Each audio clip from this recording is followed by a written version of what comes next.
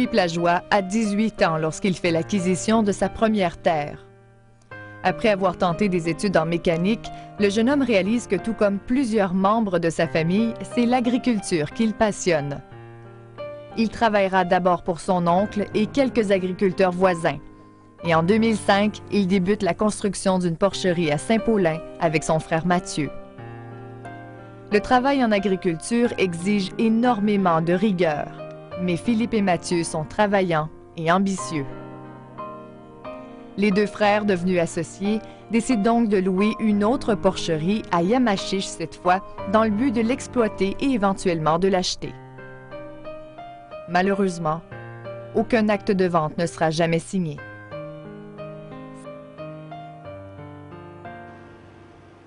Saint-Didas, 14 février 2007. Philippe Lajoie doit se rendre à la porcherie de Yamachiche pour nourrir ses animaux. J'allais souvent avec. Cette journée-là, il faisait tempête. C'est la première grosse tempête d'hiver. J'ai dit à Philippe, je ne vois pas, il faut tout que je m'habille, puis vas-y tout seul, je verrai d'autres fois. Philippe part seul pour Yamachiche après avoir demandé à sa mère de lui enregistrer son émission préférée. Plus tard en soirée, elle est inquiète. Oui, son fils est peut-être juste en retard, mais elle a un mauvais pressentiment. Il y a de quoi qui me disait qu'il était en danger, qu'il arrivait quelque chose. Bien là, j'ai dû m'appeler parce qu'il y avait le téléphone. Mais vu qu'il faisait tempête, bien, que c'était possible peut-être que l'électricité viendrait qu'à manquer à Yamachiche. J'ai dit, il va mettre la génératrice, fait qu'il n'entendra rien. Parce que d'abord, le téléphone était dans l'office, fait que c'est sûr qu'il ne m'attendra pas. Fait que, tu sais, je m'inquiétais, mais je trouvais des explications. Vers 2 heures du matin, les parents de Philippe sont toujours sans nouvelles. J'étais allée voir, j'ai dit, moi, il y a de quoi. Si c'est un accident, ils vont s'en apercevoir, en montant. Non, mais c'est quand ils sont venus vers 3h30. Puis que là, il dit, Pierrette, il dit, là, j'ai dû m'en coucher un petit peu. J'entends Jean dire, là, il rentre dans la maison, il dit, un gars disparaît pas de même. Pierrette, il dit, j'ai discuté, Philippe. Bien, il dit, on ne le trouve plus. La famille cherche une explication, mais la situation est inquiétante pour plusieurs raisons. La première, Jean et Mathieu ont retrouvé le véhicule de Philippe stationné devant la porcherie, les clés dans le contact. Le camion était là, et puis il était en état de marche, on l'a essayé, voir s'il partait. Et puis après ça, on est rentré dans la porcherie. Qu'est-ce qu'on a remarqué, c'est que la porte n'était pas barrée. Puis Philippe avait toujours barré la porte. La porte n'était pas barrée, puis les lumières avaient resté allumées dans le passage qui mène au bureau. Encore une autre affaire que quand on part, on ferme les lumières. Fait que là, c'est là que ça a commencé à... donc je ne savais pas ce qui se passait. Autre fait inquiétant, tout le travail que Philippe devait effectuer à la porcherie ce soir-là avait bel et bien été fait. Il s'en allait là pour donner à manger aux cochons, aux porcs. Toutes les mangeoires étaient remplies. Il avait même préparé le chariot pour le lendemain.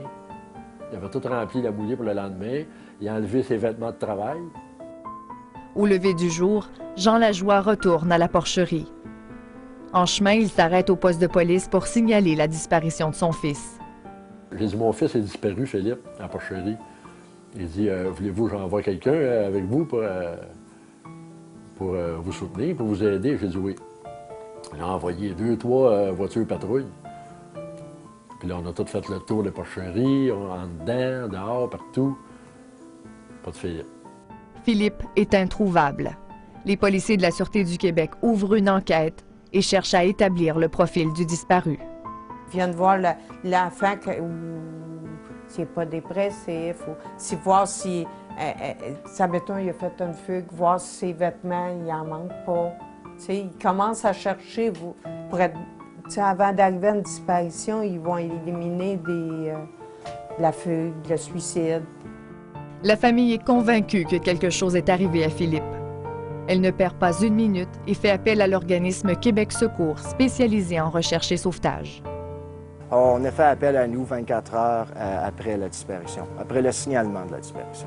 On est arrivé sur les lieux, on a eu un point de rencontre avec l'oncle de la personne disparue.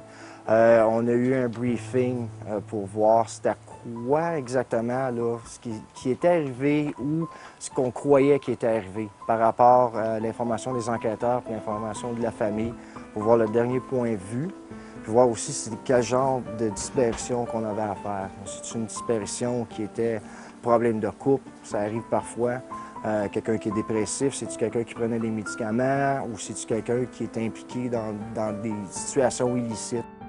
Un périmètre de sécurité érigé par les enquêteurs de la Sûreté du Québec retarde cependant les recherches des membres de la famille et des bénévoles venus sur place pour donner un coup de main. Quelques jours après le signalement de la disparition, on installe un poste de commandement et une vaste opération de recherche s'enclenche. Je n'ai rien à leur reprocher, dans le fond. Ils ont fait le travail. À un moment donné, il y avait une centaine de policiers, des hélicoptères, des chiens, motoneiges, des 4 roues, des VTT. Ça grouillait de monde. Il y en avait partout. Poste de commandement.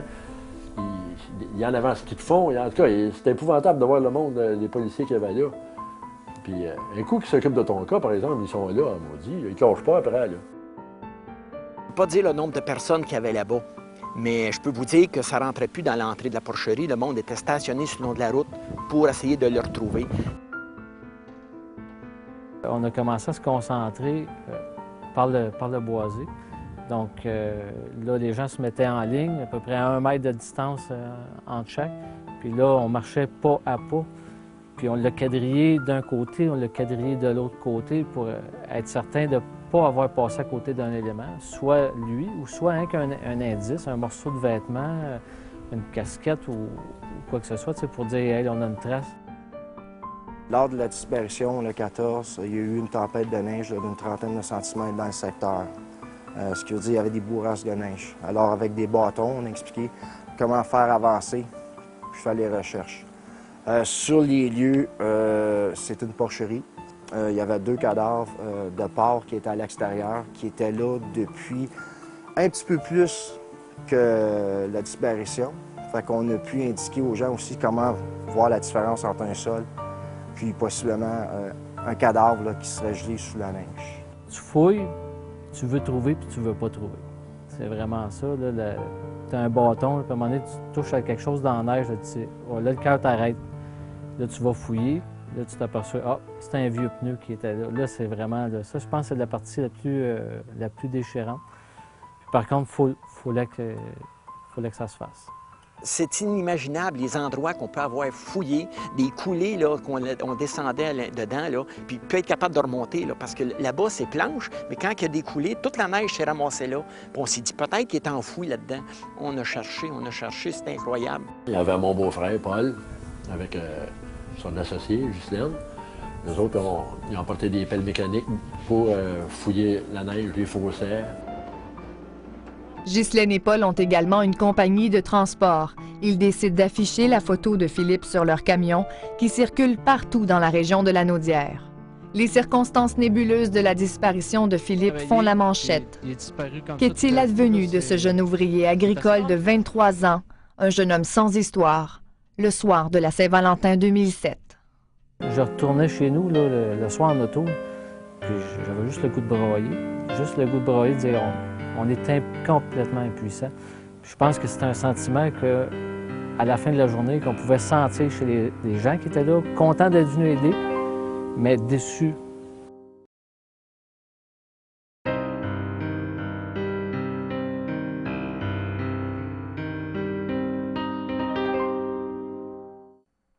À la porcherie de Yamachiche, les recherches pour retrouver Philippe Lajoie sont longues et difficiles. La neige et le froid intense persistent depuis plusieurs jours et le découragement commence à se faire sentir. Je retournais chez nous là, le soir en auto, puis j'avais juste le goût de broyer, de dire on est complètement impuissant. Je pense que c'est un sentiment que, à la fin de la journée, qu'on pouvait sentir chez les gens qui étaient là, contents d'être venus aider, mais déçus de ne pas avoir trouvé le moindre indice qui pourrait nous ramener Philippe. On a cherché, c'est incroyable. Le monde, la solidarité qu'il y avait là. Mais aller encore un peu, mais ça s'est atténué avec le temps parce qu'on dit, bon, on ne le trouvera plus. Le 23 février 2007, les recherches officielles sont suspendues. La famille de Philippe est affaiblie et ravagée, mais n'abandonne pas pour autant les recherches pour tenter de le retrouver. Même quand il n'y avait plus personne, moi et lui, on est allés fouiller puis essayer de retrouver d'autres choses. Je faisais toujours le tour de toute la ferme en espérant de voir des pistes d'animaux sauvages qui seraient à la recherche. Je me dis, si je voulais aussi essayer de le trouver pendant que c'était l'hiver. S'il y avait eu le corps, il serait conservé, il resterait intact. Quand il arrive une chose comme ça, d'abord c'est inimaginable. Tu penses que tu es dans un rêve, mais tu t'avais de finir. Mais à un moment donné, là, tu t'aperçois que le rêve, ça n'est pas un. C'est la vraie réalité. Là. Les téléphones qui viennent pas, ou t'as rien, personne te dit rien. À la fonte de la neige, on est retourné dans le secteur. On a refait le secteur au complet. Du ratissage serré. Ce qui veut dire à peu près 1 mètre de distance entre nous. C'est quand même un secteur qui est boisé, mais c'est une érablière. Fait que c'est pas du bois sale. Là. Il y a quand même une distance que ce qu'on peut voir. Puis on a refait tous les secteurs qu'on avait fait afin de retrouver, comme je dis, soit le corps, parce qu'à ce date-là, ça aurait été un corps qu'on a retrouvé, ou soit des éléments appartenant à la victime. Puis c'était négatif. Après ça, nous autres aussi, on s'est promenés avec des amis, là, autour de la porcherie, les terrains avoisinants, tout ça. Mais après ça, tu sais plus d'où chercher. Fait que t'arrêtes, puis la police, ils n'ont plus d'indices. Fait que les autres aussi, on parle avec, c'est beau parler avec l'enquêteur, mais lui, s'il n'y a plus d'indices, puis s'il n'y a plus rien qui rentre, fait que ça reste, ça bouge plus, là. La Sûreté du Québec a rencontré plusieurs personnes et reçu de nombreuses informations dans les jours suivant la disparition. Ils ont exclu presque à 100% la thèse de la fugue et le vaste territoire couvert lors des recherches diminue grandement celle d'un suicide, d'un malaise ou d'un accident. Philippe Lajoie avait effectué tout le travail de routine ce soir-là. Son véhicule n'était pas en panne et il avait retiré ses vêtements de travail. Fait que ça s'est passé entre la sortie de la porcherie et le camion, ça donne 10 pieds. Fait qu'il s'est passé quelque chose dans ce 10 pieds-là. C'est ce petit bout-là qui nous manque. Bon, il n'y a pas de traces de violence, il n'y a rien. Là, c'est quoi qui est arrivé? Si tu fais enlever? Là, on passe toutes les idées nous passent par la tête. Mais ça s'est passé dehors. Il faisait tellement mauvais ce soir-là. Là. Il poudrait, puis il faisait froid intense. Que même au pas, aller-retour du chemin à la porcherie, dans l'espace de 15 minutes, il était déjà tout à briller. Fait que les indices, s'il y en avait là, ils ont disparu automatiquement. Là. La première hypothèse que nous, on a eue, même avec les gens de la famille, c'était un enlèvement. C'était un acte criminel. C'est le gros pourcentage. Il y a toujours un pourcentage aussi. Il ne faut pas arriver là et assumer au moment donné qu'il est arrivé quelque chose. Il faut toujours garder toutes les hypothèses ouvertes. Mais le pourcentage nous indiquait qu'il y a eu un crime, c'était un enlèvement. Normalement, il serait rendu là. Oui, c'est rendu. Si tu élimines le suicide, la fugue, ou en tout cas, disons, qui semble être mis de côté, c'est bien évident, la main qui travaille, on voit qu'ils sont rendus là. C'est criminel. Pour quelles raisons? Ça, c'est difficile à déterminer. Mais on ne peut pas disparaître de même sans laisser de traces ou que quelqu'un ne sache rien. Là. Y a-tu été au mauvais moment, au mauvais endroit, là, ou c'était planifié par d'autres personnes? J'hésite entre les deux. Moi, je me dis souvent, il venait de louer ça, peut-être que c'est un erreur sur la personne, tout simplement. J'ai aucune idée. C'est mort, c'est de quelle manière? Comment c'est arrivé? Y a-tu souffert? Y a-tu été abandonné d'un lieu quelconque? C'était un événement gratuit, je suis convaincu. Je suis convaincu de ça. Règlement de compte, acte criminel spontané, erreur sur la personne. La famille envisage toutes les possibilités, mais surtout, elle continue de garder espoir. Leur plus grand souhait, connaître enfin la vérité.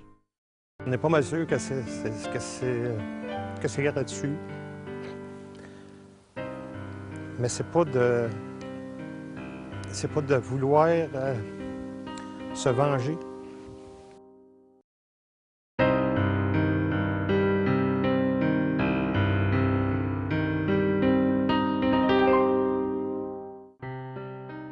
Philippe Lajoie avait 23 ans lorsqu'il a été vu pour la dernière fois. Il est reconnu dans le village comme un jeune homme sérieux, ambitieux, travaillant et surtout un jeune homme sans histoire. La vaste opération de recherche et l'enquête menée à la porcherie de Yamachiche en 2006 n'ont pas permis d'élucider le mystère entourant sa disparition. La vie a peut-être repris son cours, mais à Saint-Didas, une famille attend toujours des réponses. D'abord, on veut retrouver Philippe. C'est la première des choses. La deuxième des choses, on veut savoir ce qui s'est passé. La troisième des choses, c'est le pourquoi. On aimerait savoir c'est quoi. C'est-tu une erreur sur la personne? C'est quoi le mystère? Ou c'est-tu juste quelqu'un qui était déviant puis qui a décidé qu'il l'a suivi puis qu'il a fait sa fête ce soir-là? On ne sait pas. À tous les jours, on se lève avec ça puis on se couche avec ça. Là. Si je vais dans l'atelier de l'autre côté, je vois ses affaires à lui. Je vois son coffre de pêche, je vois ses affaires, là, tous les sports qu'on pratiquait ensemble, les deux. Là. Ce qui est le plus dur, c'est pas avoir mon gars assis à la table avec moi pour manger ou pour parler. C'était un deuil, mais en même temps, c'est un questionnement tout le temps. C'est de te poser la question, ben d'abord, es-tu mort, vivant, des rats? C'est la première question. On ne sait pas, on ne sait rien. T'as des gens qui vont dire comment vous faites, vous êtes donc bien courageux. Il n'y a pas de courage là-dedans, t'as pas le choix. Les gens qui ont vu le reportage à la TV, ils ont trouvé ça spécial, là, une disparition de Philippe, ça, mais une semaine après, on a passé à une autre nouvelle, à autre chose. Nous autres, ça continue comme si c'était hier. Il n'y a rien de changé, là. On veut pas que ça s'oublie. C'est ça. Nous autres, on n'oublie pas, nos proches non plus. Mais on ne veut pas que ça s'oublie dans le sens que peut-être quelqu'un pourrait parler aussi à un moment donné. C'est surtout pour ça. C'est surtout ça, là. L'enquêteur peut difficilement en faire plus pour la famille Allard-Lajoie. Sans de nouvelles informations, il sera quasi impossible pour les proches de tourner la page sur ce triste épisode de leur vie. Il y a des gens qui savent quelque chose, ils ne veulent pas parler, soit parce qu'ils sont impliqués, ou par crainte de représailles, ou je sais pas, là, quelque chose comme ça, mais il y a quelqu'un qui sait quelque chose. Tu peux pas disparaître comme ça, là, t'évaporer, c'est impossible. Peut-être qu'on a certaines informations qu'on a, mais il nous en manque un petit morceau. Si on a ce petit morceau-là, ça va nous permettre d'aller plus loin et peut-être éventuellement de retrouver M. Philippe Lajoie. Alors, dans le fond, c'est ce qu'on souhaite. S'il y a des gens qui ne sont pas capables de vivre avec ça, vous avez l'opportunité de nous transmettre ces informations-là. Moi, je me dis, en tant que policier, j'aime mieux quelque chose qui est non fondé à l'inaction. S'il y a quelqu'un qui se dit, bien, je pense que ça pourrait aider dans ce dossier-là, je ne suis pas sûr, mais cette journée-là, je me souviens, il y avait telle chose, mais je ne l'ai pas dit. Mais là, je pense que ce serait le moment de le dire. Et là, nous, avec peut-être d'autres éléments, ça va peut-être nous permettre de faire avancer l'enquête. Toutes les informations reçues seront vérifiées puis validées. Elles peuvent être transmises en toute confidentialité à la Centrale de l'information criminelle de la Sûreté du Québec. La famille de Philippe Lajoie a besoin de votre aide. Peut-être que ça sortira un de ces jours. Et pour ne pas rester avec un point d'interrogation, savoir qu'est-ce qui est arrivé, où ce qui est. S'il est décédé, au moins de pouvoir trouver au moins la dépouille de Philippe, qu'il puisse avoir droit là, à un repos comme il se doit. Donc. Puis si jamais c'était ça, de pouvoir, si on allait pleurer ou aller souhaiter bonne fête, bien de savoir où est-ce qu'il est. Là, tu t'imagines, il peut traîner n'importe où. Tu sais, c'est de pouvoir lui donner sa place. C'est bien, bien important. Et puis c'est ça que je dis que Pierrette n'est pas capable de faire, d'aller à une place à un moment donné, puis t'asseoir sur sa tombe, et puis d'aller lui jaser, puis de troquer tout simplement, puis savoir qu'il est là en paix. Définitivement, on ne l'oubliera jamais. Non, c'est ça. Ça, c'est sûr. Mais c'est d'arriver à une conclusion, d'arriver à ce qu'il y ait un dénouement à ça. Savoir pour mettre un point final.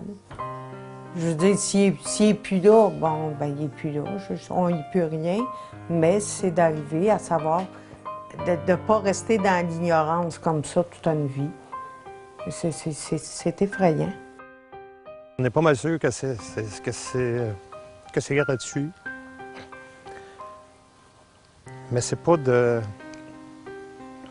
vouloir se venger.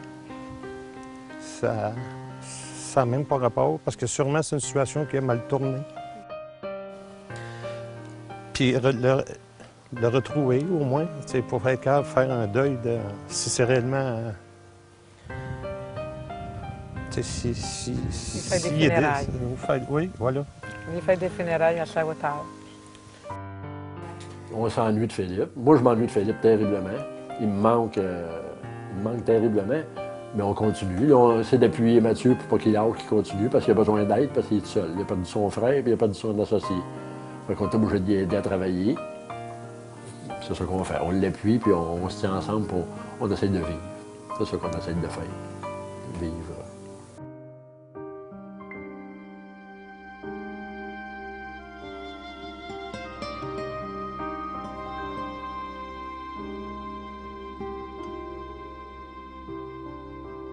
Aux nuits qu'elle compte dans le silence, une maman cherche une bonne étoile pour mieux bercer sa petite fille disparue aux saisons qui passent. Où est mon enfant dans ce vent d'automne, enfoui sous les feuilles, noyé dans l'onde? Les jours refroidissent, le ciel devient sombre, avide de recherche pour sortir de l'ombre. Tout le désespoir à chaque seconde. Où es-tu ce soir, mon amour?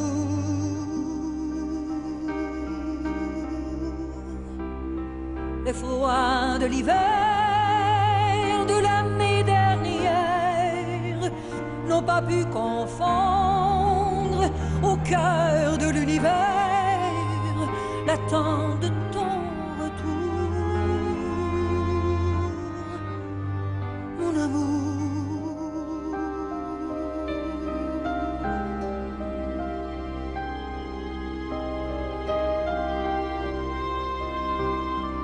Pour les chérubins sans défense, ces symphonies inachevées, les héritiers d'une autre chance.